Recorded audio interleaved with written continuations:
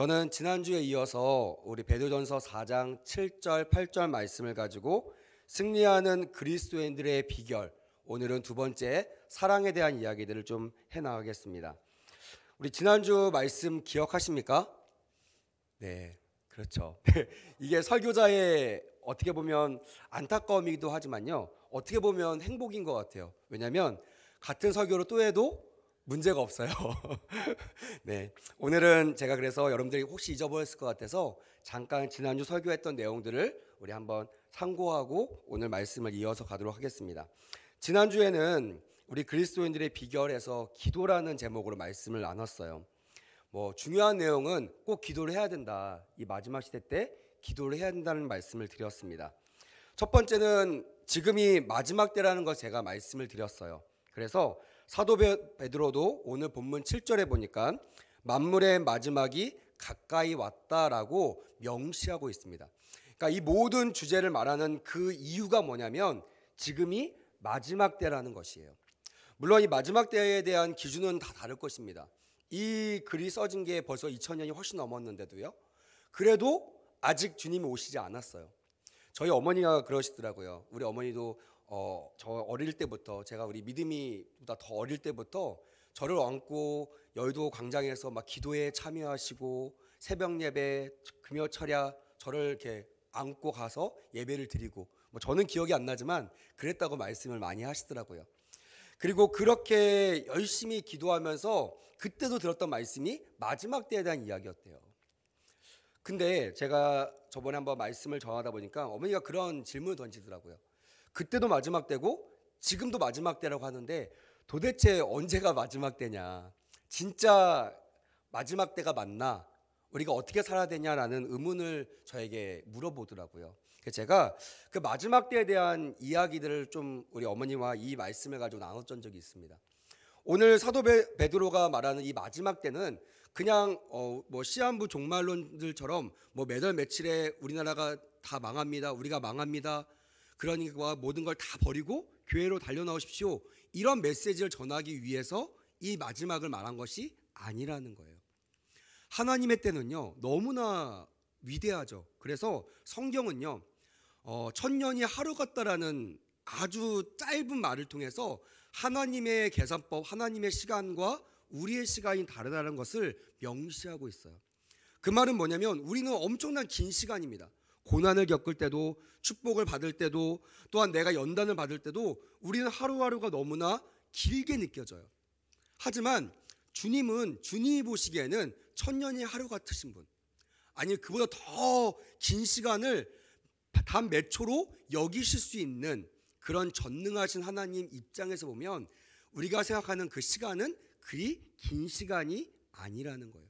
저희 어머니가 어릴 때부터 느꼈던 언제가 마지막 때인가, 오늘인가 내일인가 하는 그 시간도 길게 느껴질 수 있겠지만 한 인생을 봤을 때, 하지만 하나님의 관점 봤을 때는요 그 시간이 무척 짧을 수 있다는 거예요.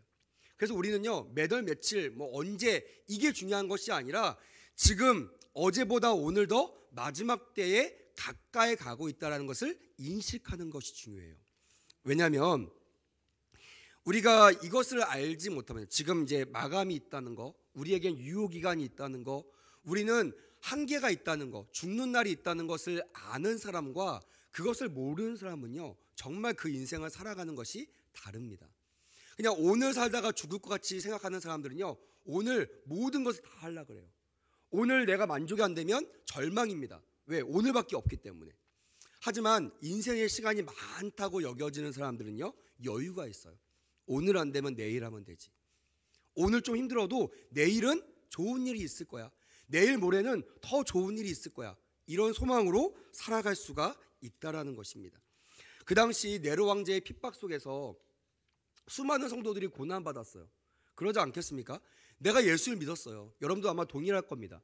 내가 예수를 안 믿었을 때보다 예수님을 믿을 때 내가 더 잘되고 형통해야 되는데 대다수의 분들이 그런 고백을 잘 못하실 거예요. 왜냐하면 내가 예수를 안 믿는다고 생각했을 때 받지 못했던 고난도 내가 예수를 믿기 때문에 오히려 당하는 고난도 있기 때문에 그래요. 그 제가 말씀드렸죠. 마지막 때가 가까울수록 이 사단은요 더 발악을 합니다. 좀 이따 더 살펴볼 텐데, 그래서 이 마지막 때가 돼 가는 가운데 성도들이 시련에 빠졌어요. 고민에 빠졌어요.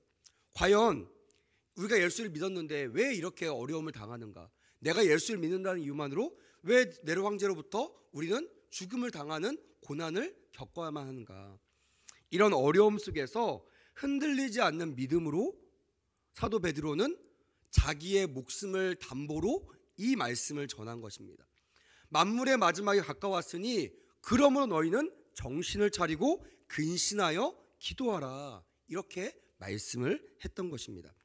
전승에 따르니까요, 베드로 사도가 어떻게 돌아가셨냐 보니까 이 네로 황제의 핍박, 로마를 불바다로 만들려고 했던 그 후에 기독교가 극렬히 박해받던 이 시기 때 돌아가셨다는 전승이 있어요.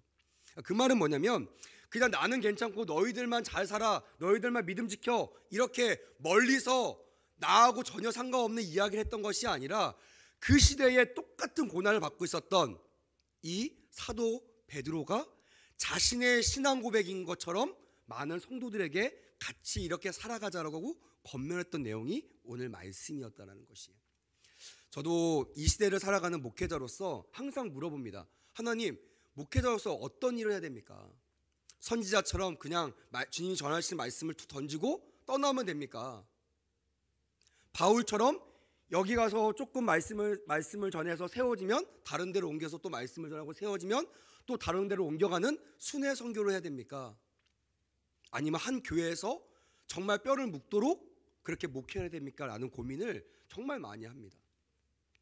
근데 그렇게 질문할 때마다 하나님께 저에게 주셨던 귀한 은혜가 뭐냐면 흔들리지 않는 모습을 보여주는 목회자가 되라라고 저에게 계속 말씀하시는 거예요. 그래서 저는 사도행전부터 시작하는 이 사도의 행전들, 또한 지금과 똑같은 야고보서나 고린도전서나 이런 서신서를 보면 지금 우리가 살고 있는 것과 똑같은 고난을 당하고 있을 때 사도들이 어떻게 했냐를 저는 잘 지켜봅니다. 그들은요 저기 안전한 곳에서 서신서 보내면서 너희들 믿음 지켜 이렇게 얘기하지 않았어요. 그들이 먼저 고난을 당하고 감옥에 갇히고 핍박을 당해가면서 십자가 앞에서도 흔들리지 않는 믿음을 가지고 너희들 나처럼 내가 너희한테 그동안 설파하고 그동안 전했던 복음처럼 절대로 흔들리지 말고 하나님 앞에서 죽을 힘을 다해 신앙을 지켜라. 지금 다시 말하면 정신을 차리고 근신하여 마지막까지 기도하라라고 말씀을 전했다라는 것이에요. 사랑하는 여러분, 오늘 제가 전한 이 말씀이 살아계신 하나님의 음성으로 들려지기를 주님의 이름으로 축복합니다. 아멘. 그래서 이 사도 바울의 이 메시지는 단순한 메시지가 아닙니다. 자신의 유언과 같은 마지막 하고 싶었던 이 메시지가 지금 여러분들에게 살아 운동력 있는 말씀으로 받아들여지는 은혜가 있기를 축복합니다. 두 번째는요, 마지막 때는 영적 전쟁이 치열한 때라고 제가 말씀을 드렸습니다. 요한계시록 12장 12절부터 13절 말씀을 한번 띄워주시겠습니까? 한번 읽어볼까요? 시작. 그러므로 하늘과 그 가운데에 거하는 자들은 즐거워하라. 그러나 땅과 바다는 화 있을진저 이는 마귀가 자기의 때가 얼마 남지 않은 줄을 알므로 크게 분내어 너희에게 내려갔습니다 하더라. 용이 자기가 땅으로 내쫓긴 것을 보고 남자를 낳은 여자를 박해하는지라 라고 되어 있습니다. 여기 앞서 7절에 보니까 그 무대가 어디냐면 하늘의 전쟁이라고 그 무대를 설명하고 있어요. 그러니까 이 땅이 아니라 하늘에서 하늘의 신과 그 다음에 이 악한 신이 싸우는 전쟁입니다. 여러분 다 아실 겁니다. 이 전쟁의 승자가 누구죠? 하나님이십니다. 다시 한번, 이 전쟁의 승리가 누굽니까? 하나님이십니다. 할렐루야. 하나님은요 전쟁을 할 필요도 없는 분이에요. 하지만 마땅히 사단이 공격해오는 이 전쟁을 피하지 않고 능히 그 전쟁을 이겨내신 분이 하나님이시라는 거예요. 근데 문제는 뭐냐면 예수 그리스도 안에서 최종 승리가 선포되는 그날, 믿는 자들이 막 승리의 개가를 불며 찬송하는 그날, 슬피 울며 화를 참지 못하는 그런 존재가 있었다고 성경은 기록하고 있습니다. 그 존재가 누구죠? 마귀 사탄이라는 거예요. 그래서요, 그가 그 분을 참지 못해서 그 화를 가지고 이 땅에 내려와 예수를 믿는 모든 사람들을 핍박하며 그들을 얽매이며 그들에게 어려운 일을 주게 된다는 것입니다. 그게 오늘 읽었던 박해하는 지라라고 표현할 수 있을 것이에요. 다시 말하면 하늘의 승리, 하나님의 승리가 보장되는 그 순간부터 가장 치열하게, 가장 바쁘게 움직이는 존재가 누구냐면 사탄이라는 거예요. 왜요? 자기의 때가 얼마 남지 않은 것을 알아요. 주님 재림하시면 사단은요, 이 땅에서 왕노릇하던 그 사단이 내쫓겨야 됩니다. 주인의 자리를 다 놓고 내쫓기고 아주 어려운 환경으로 내쫓길 수밖에 없어요. 그래서요, 마지막 최후의 발악을 하는 거예요. 이게 제 말이 아니라 요한계시록에 나와 있는 하나님 마지막 때를 비춰주고 있는 말씀에 기록된 말씀입니다. 그래서요, 저는 이 말씀을 근거로 항상 이렇게 얘기해 왔습니다. 마지막 때가 되면, 오늘보다 내일이 더 마지막 때라고 했습니다. 오늘보다 내일이 더 믿는 사람들이 더 힘들어질 것입니다. 그거를 잘 나타내듯이 사도행전부터 시작한 요한계시록까지의 이야기들을 보면요, 점점점 역사적으로 보면 점점점 나아지고 점점점 좋아진 것이 아니라 예수를 믿는다는 이유로 점점점 핍박과 환난 속으로 들어가는 모습들을 역사를 통해서 우리에게 보여주고 있어요. 근데 여러분, 놀라운 건 뭔지 아세요? 핍박이 더 세지는데 성도들의 믿음과 은혜는 더 커지더라라는 것이. 할렐루야. 왜냐면요, 성령님께서 더 강하게 역사하시기 때문이에요. 저는 목회를 하면서 참 그게 감사하더라고요. 만약에 제가 엘리야나 이런 사람들처럼 성령이 운행하시는, 성령이 주도하신 세대에 태어나는 목회자가 아니었다면 참 힘들었을 거다. 근데 지금 너무나 감사한 게요, 제 힘으로 목회를 하는 것이 아니라 성령님께서 파라클레토스, 나를 도와주기 원하시고 헬퍼가 돼서 내 옆에 딱 붙어서 내가 원하는 모든 것들을 하나님께서 도와주시기 때문에 저는 연약해도, 교회는 연약해도 하나님의 능력이 날로 커질 수밖에 없다라는 것이에요. 할렐루야. 혹시 여러분들이 예수님 때문에 고난 가운데 계십니까? 예수를 믿어도 별로 내가 느끼기에는 좋아짐을 못 느껴서 그것 때문에 힘들어하시는 분이 계십니까? 아니면 예수 믿고 난 다음에 더 집안이 안 좋아지고 내 건강이 안 좋아지고 이게 맞나 싶을 정도로 고난 가운데 점점 빠져 계신 분이 계십니까? 여러분, 용기를 내십시오. 그것이 끝이 아닙니다. 그것이 우리의 인생의 결말이 아닙니다. 항상 주님께서 말씀하셨듯이 하늘의 전쟁은 누구의 승리라고요? 하나님의 승리임을 믿으시기를 주님의 이름으로 축복합니다. 아멘. 이것이 우리가 어려울 때일수록 더 나와 기도해야 될 이유라고 제가 말씀을 드렸던 것입니다. 믿음이 흔들리지 않기 위해서 사도 베드로는 우리 보고 기도하라고 말씀을 드렸어요. 그래서 이 베드로전서 5장 8절 10절에 가면요, 오늘 본문 다음에 가면 더 강한 말투로 권면합니다. 자막을 좀 띄워주세요. 이렇게 기록되어 있어요. 근신하라, 깨어라. 너의 대적 마귀가 우는 사자같이 두루다니며 삼킬 자를 찾나니 너희는 마음을 굳건하게 하여 그를 대적하라. 이는 세상에 있는 너희 형제들도 동일한 고난을 당하는 줄을 알미라. 모든 은혜의 하나님 곧 그리스도 안에서 너희를 부르사 자기의 영원한 영광에 들어가게 하신 이가 잠깐 고난을 당한 너희를 친히 온전하게 하시며 굳건하게 하시며 강하게 하시며 털을 견고하게 하시리라. 할렐루야. 할렐루야. 이 말씀이 믿어지기를 주님의 이름으로 축복합니다. 아멘. 근신하며 깨어라라고 또 말씀하세요. 왜요? 지금은 사단이 말했잖아요. 자기의 마지막 때가 얼마 남지 않은 줄 알고 발악하는 시대. 성경은 그걸요, 너희 대적 마귀가 우는 사자처럼 두루다니며 삼킬 자를 찾는 때라고 더 은유적으로 표현하고 있어요.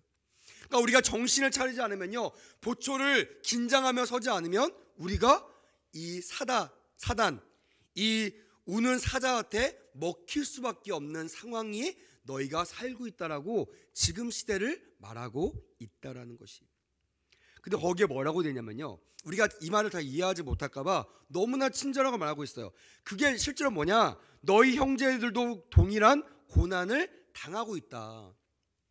이 형제가 누구겠어요? 그냥 육체 형제겠습니까? 아니에요. 믿음의 형제를 말하고 있는 거예요. 너만이 아니라 저 권사님도, 저 장로님도, 저 목사님도 너와 동일한 고난을 당하고 있다. 표현하지 않을 뿐더러. 그래서 저는요, 청년들에게 꼭 이 목장 나눔을 하라고 권면하고, 저희 청년부도 지금 목장 나눔을 체계적으로 하려고 가고 있어요. 왜냐하면 청년들이요, 예배만 드리고 가면요, 하나님 만나고 가면 다 해결될 것 같은데요, 사실 부족한 게 많아요. 왜냐하면 돌아서면 내 눈앞에 똑같은 상황이 놓여 있잖아요. 똑같은 현실, 취업이 안 되고, 또한 고난, 빚이 많고, 앞에는 막막하고, 군대에 또 가야 되고, 여러 가지 어려움이 있는 그 상황 속에서 그들이 뭐라고 생각하냐면, 야, 여기 보니까 교회 사람들은 다 평안해 보이는데 나만 고난을 당하는 것 같다, 나만 저주받은 것 같아, 이런 생각을 하는 청년들이 의외로 많아요. 근데 여러분, 나눔을 하잖아요. 어떤 일이 벌어지는지 아세요? 저 누나는, 저 언니는, 저 형은 문제가 없을 것 같았는데 이야기를 나눠보면 저와 똑같은 고난을 다 겪고 있는 거예요. 그게 혼자라고 생각했던 청년들에게 힘이 되는 거예요. 그리고 그 나보다 먼저 그 고난을 여전히 겪고 있는 그 누나, 그 형, 그 언니들이 권면하는 거예요. 그럼에도 불구하고 우리는 하나님 앞에 감사하며 믿음의 경주를 해나가자. 힘들지만 우리 함께 기도하며 이 어려움을 이겨나가자. 이 권면이 세상 그 누구의 위로보다 그 청년들에게 강한 위로가 되더라는 것이에요. 여러분, 교회도 마찬가지입니다. 예배만 쏙 드리고 가면요, 하나님 만나고 가면 해결될 것 같죠? 저 문 나가는 그 순간 이 청년과 똑같은 상황에 놓이게 됩니다. 나만 고난당하는 것 같고, 나만 외톨인 것 같고, 나만 버림받은 것 같고. 그래서 교회는요, 목장 모임이 있어야 돼요. 자꾸 만나야 됩니다. 성도들과 교제를 해야 됩니다. 목사님과 자꾸 만나서 교제해야 돼요. 그러다 보면 알게 됩니다. 아, 이 마지막 때에 나 말고도 동일한 고난을 당하는 사람들이 많구나. 근데 저들은 왜 감사의 찬양을 부르는 것인가? 왜 저들은 왜 하나님 앞에 기뻐하며 찬양할 수 있는가?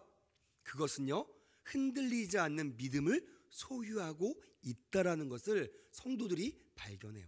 그래서 물어보죠. 목사님, 저도 저 권사님처럼 되려면 어떻게 해야 됩니까? 그때 목사님 뭐라고 하시겠어요? 그냥 예배만 잘 드리면 됩니다라고 얘기하겠습니까? 아니죠. 그때 소그룹을 소개하고 제자 훈련을 소개하고 매일매일 예배 생활을 할 수 있도록 권면을 하는 것입니다. 여러분, 지금만이 아니고요, 정말 목숨, 지금은 사실은 예수 믿는다고 목숨의 위협을 당하는 일이 없어요. 근데 이 당시만 해도요, 이 서신서를 썼던 이 당시만 해도요, 예수 믿는다는 이유만으로 목을 내놔야 돼요. 목숨을 담보로 예수를 믿어야 됩니다. 그런 상황 속에서 형제의 고난당함, 형제의 고난을 이겨나가는 그 모습이 한 사람 한 사람에게 얼마나 큰 위로와 힘이 되는지 몰라요. 그래서 하나님께서 계속 공동체를 말하고 있고, 나가 아니라 우리를 말하고 있어요. 네가 아니라 너의 형제들을 보라라고 말씀하고 있습니다. 너의 형제들도 동일한 고난을 당하고 있다.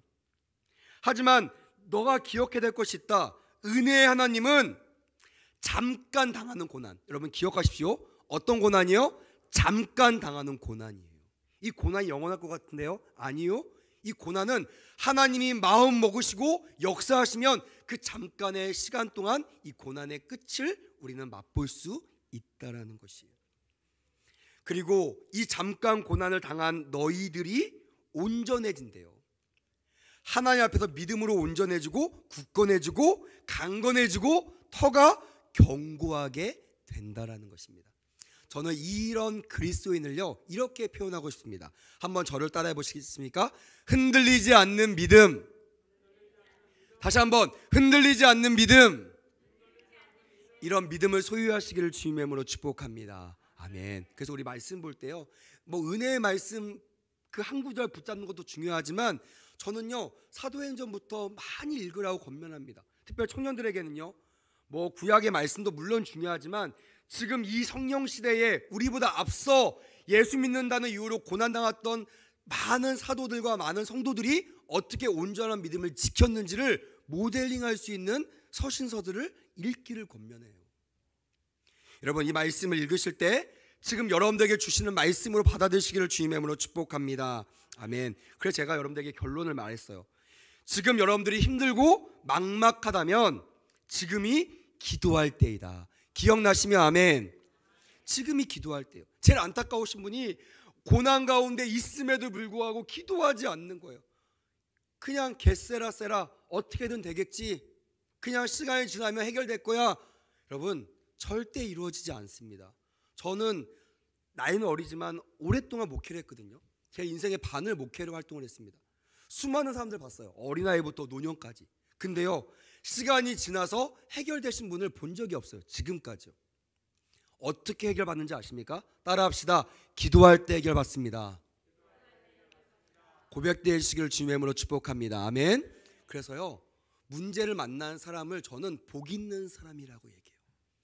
왜? 문제를 당할 때가 기도할 때고, 기도할 때만 이들이 누렸던 견고하고 흔들리지 않는 믿음으로 장착될 수 있는 기회라는 것이. 막막하십니까? 하나님 앞에 기도할 때임을 인정하시길 주님의 이름으로 축복합니다. 그리고 두 번째 뭐라고 했어요? 하나님이 이름이 있는, 그리고 하나님께 집중할 수 있는 성전에 나와서 기도하라고 말씀을 드렸습니다. 할렐루야.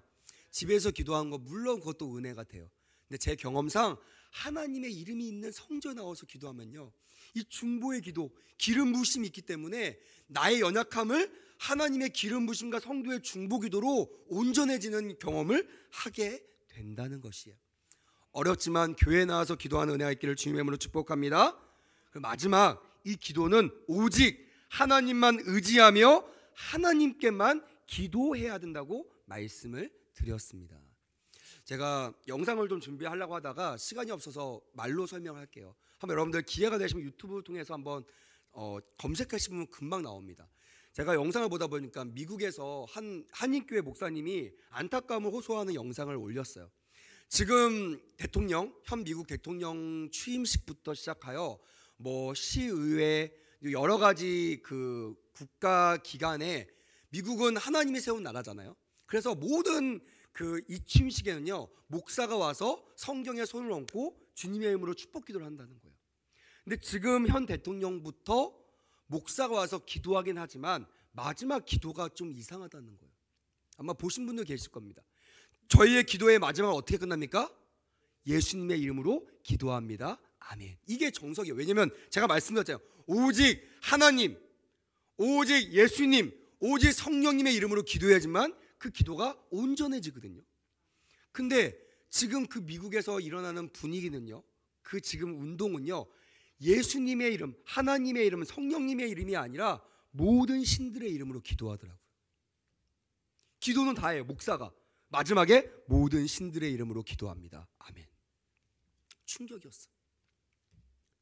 그리고 어떤 데는요, 뭐 남자신, 여자신, 수많은 성별이 있는 신들을 이름으로 기도합니다. 이렇게까지 목사들이 기도를 하더라고요. 근데 그 목사님이 이거 도무지 참을 수 없어서 자기가 가서 미리 점검하는 거 다 패스하고 그 자리에 가서 예수님의 이름으로 기도했대요. 그리고 두려웠대요. 막 항의하고 막 전화가 오고 당신은 왜 그러냐 막 이럴 줄 알았는데, 수많은 전화가 어떤 전화인지 아세요? 응원하는 전화고 은혜 받았다는 전화입니다. 목사님이라면 당연히 예수 이름으로 기도해야 되는데 목사님 그렇게 기도해 주셔서 감사합니다. 저는 그게 너무 안타까웠어요. 야, 미국이란 나라가, 우리나라는 미국의 씨를 받아서, 그 복음의 씨를 받아서 우리가 복음이 전해졌잖아요. 우리의 어떻게 보면 신앙의 모델인 그 나라가 그렇게 타락했다라는 거예요. 우리라고 그렇게 되지 않으라는 법이 없다라는 것입니다. 왜요? 흔들리기 때문에. 목사는 있어요. 기도는 합니다. 하지만 중요한 게 뭐예요? 오직 예수님께만 기도하는 은혜가 우리 백운호수 교회 가운데 임하기를 주님의 이름으로 축복합니다. 아멘. 그래야지만 여러분들의 기도가 응답된다고 지난주 말씀을 드렸습니다. 그럼 이어서 오늘은 이 8절 말씀을 가지고 좀 말씀을 보충해서 나누려고 합니다.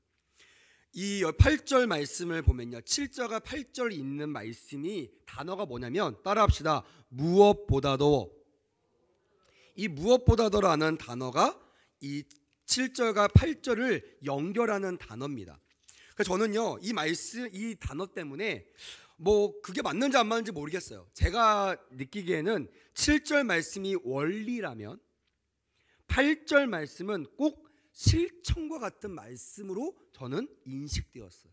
그리고요, 7절 말씀을 마음판에 새기고 8절 말씀을 이루어 드리는 삶을 살기 위하여 하나님께 다시 기도하기 시작했어요. 그래서 오늘 여러분들에게도 제가 지난주, 오늘 또 전반부에 지난주 말씀을 장하게 설명한 이유는요, 원리를 알아야 여러분들이 그렇게 살아갈 수 있는 8절 말씀이 이루어지기 때문이라는 것이. 7절 말씀을 모르고 8절 말씀만 좋다고 우리가 암송하고 읽었다간 온전한 실천이 이루어질 수 없다라는 것이 제가 말씀을 묵상하면서 내렸던 결론입니다. 그래서 오늘 7절 말씀의 원리를 통하여 8절 말씀의 실천, 첫 번째는 서로 사랑하라, 두 번째는 허다한 죄를 덮어주라, 즉 용서에 대한 실천이 말씀을 듣는 가운데 여러분들에게 실천되기를 주님의 이름으로 축복합니다. 아멘. 사도 베드로는요, 마지막 때를 살아간, 특별히 정신을 차리고 근신하여 기도의 자리에 나오는 그들에게 이렇게 덧붙여 말씀했습니다. 뭐라고 했냐면요, 8절 말씀, 혹시 자막 준비되어 있나요? 8절 말씀 이렇게 기록되어 있습니다. 무엇보다도 뜨겁게 서로 사랑할지니 라고 되어 있어요. 다시 한번 노란 거 한번 읽어보십시다. 시작. 무엇보다도 뜨겁게 서로 사랑할지니. 이 무엇보다로라는 단어는요, 가장 먼저 최우선적으로라는 의미를 가지고 있어요. 저는 성경을 읽으면서 이 단어에 좀 집중합니다. 하나님은요, 되게 지혜로우시고 또한 분명하신 분이시기 때문에요, 단어 하나도 그냥 쓰시는 분이 아니세요. 그래서 왜 7절과 8절 읽을 때 무엇보다도라는 단어를 하나님께서 우리에게 말씀하셨는가?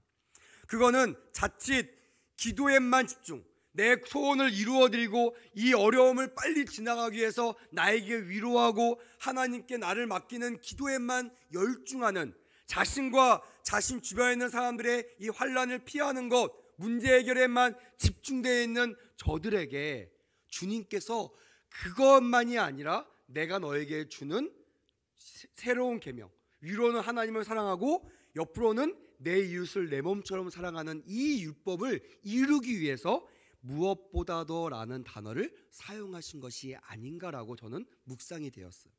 그래서 여러분, 진짜 마지막 때라고 여겨지시면, 지금 내가 영적 전쟁하지 않으면, 기도하지 않으면 살 수 없다고 믿으시면요, 기도하는 거와 동일하게 내 이웃을 뜨겁게 사랑하는 은혜가 있기를 주님의 이름으로 축복합니다. 아멘. 내 옆에 있는 형제자매를 뜨겁게 사랑하래요. 왜요? 제가 상황 설명드렸죠. 그때는요, 나 혼자 살 수 없는 세상이에요.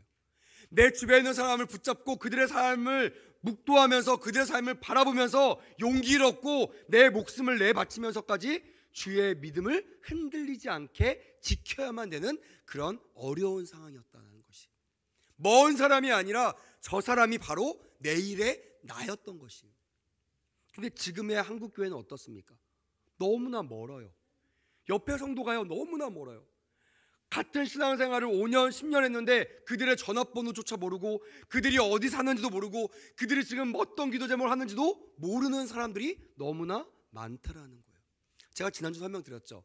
청년들이 모여가지고 짧지만 자기 기도 제목을 나누고 나니까요, 그때보다 저도 청년들이 달라 보이는 거예요.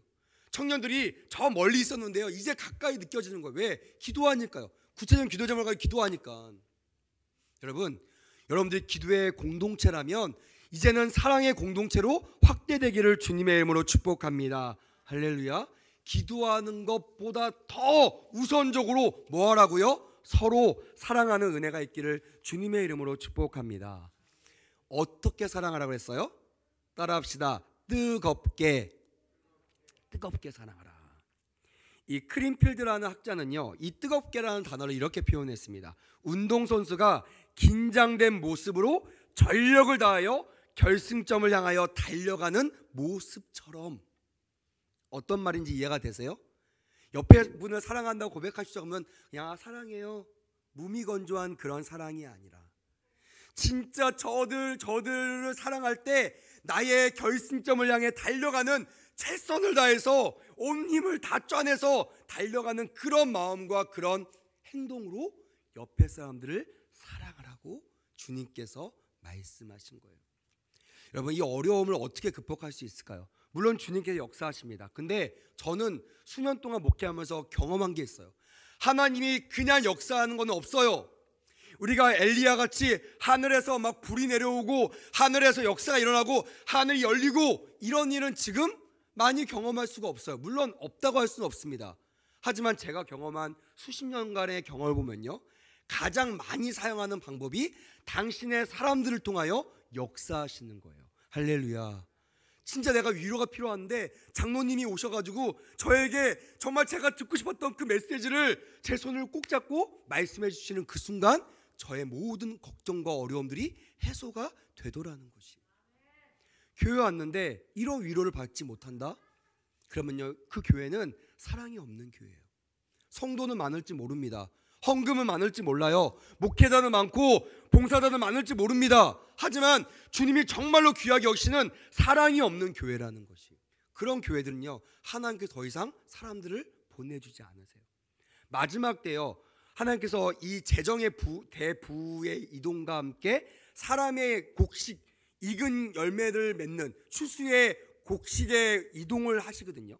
그 말은 뭐냐면 수많은 교회가 있지만 그 중에 하나님이 사용하시는 교회에게 구원받을 영혼들을 붙여주신다는 거예요.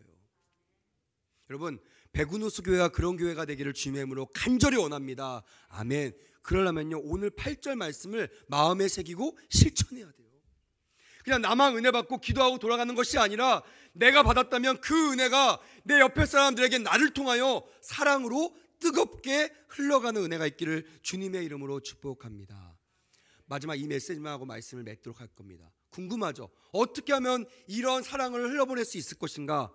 따라합시다. 사랑은 허다한 죄를 덮느니라. 이해가 되십니까? 어떤 사랑인지? 용서하는 사랑이에요. 그냥 내가 가지고 있는 거 조금 나눠가지고 주는 그런 사랑이 아니라, 나는 아무 희생 없이 그냥 말로만 던지는 그런 사랑이 아니라 희생하는 사랑이에요. 어떤 희생? 진짜 용서할 수 없는 것을 용서하는 사랑. 초대교회요, 한국교회의 역사를 보면요, 한국교회 왜 부흥했냐면 이 사랑이 실제로 일어났어요. 그 당시 양반과 천민, 내 노예와 주인이 한 자리에서 마주대하는 거 용납할 수 없는 그 상황 속에, 그런 시대인데도 교회에서는요 서로 사랑을 주고받았다는 거예요. 그냥 아유 뭐 집사님 오셨습니까? 이 정도가 아니라요, 주인인 내가 종인 내 옆에 있는 형제에게 발을 씻겨주는 거예요. 그들에게 나의 겉옷을 벗어주면서 내가 그동안 잘못했던 것을 진심으로 회개하면서 그들에게 용서를 구하는 거예요. 한번 여러분 상상해 보세요. 얼마나 아름답고 얼마나 주님의 은혜가 넘칩니까?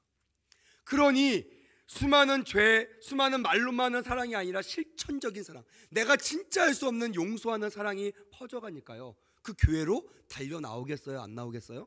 달려 나오는 거예요. 여러분, 이 시대도 마찬가지인 것 같아요. 제가 기도하는 하나님께 그러시더라고요. 하수야, 마지막 때 내가 바라는 교회가 이런 교회다.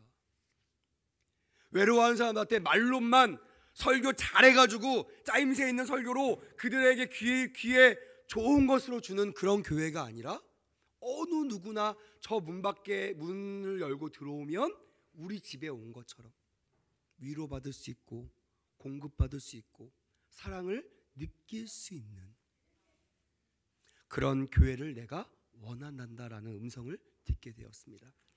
말씀을 맺겠습니다. 지금은 마지막 때입니다. 그래서 우리는 깨어 기도해야 됩니다. 기도하는 것을 게을리하면 안 됩니다. 하지만 여러분, 기도했다면요, 두 가지 마음이 여러분들에게 더 충만해졌으면 좋겠어요. 하나는 서로 사랑하는 거, 서로 뜨겁게 사랑하는 거. 그리고 그 사랑은요, 다른 것이 아니라 말로만이 아니라 허다한 죄를 덮어주는, 옆에 자녀들이, 옆에 어린아이들이 여러분들이 가장 귀한 아이패드를 툭 건드려서 떨어뜨려서 망가졌을지언정 화를 내며 배상해라는 그런 교회가 아니라, 너 어디 다친 거 없니? 너무 놀라지 않았니? 하고 정말 세상에서 찾아볼 수 없는 그 용서의 사랑이 우리 교회에 충만해진다면 마지막 때에요, 수많은 구원받을 영혼을 우리 교회로 보내주실 줄 믿습니다. 아멘. 오늘 그런 기도를 해서 여러분들 모두 마음 가운데 사랑과 용서가 충만해지는 그런 귀한 은혜가 저 여러분들에게 삶 가운데 임하기를 주님의 이름으로 축복합니다. 아멘. 같이 한번 기도하겠습니다. 하나님 감사합니다. 마지막 때입니다. 그래서 깨어서 근신하여 정신을 차리고 기도하기 원합니다. 특별히 기도하는 우리 성도들에게 사랑하는 마음을 주시고 그 사랑이 말로만이 아니라 행함이 따르는 산믿음으로 정말 내 이웃을 내 몸처럼 여기며 그들의 허물을 덮어줄 수 있는 용서의 사랑이 우리 교회에서 실천되게 하여 주시옵소서. 그렇게 되기를 간절히 원하오며 이 모든 말씀 우리 교회를 사랑하시는 예수님의 이름으로 축복하며 기도했습니다. 아멘.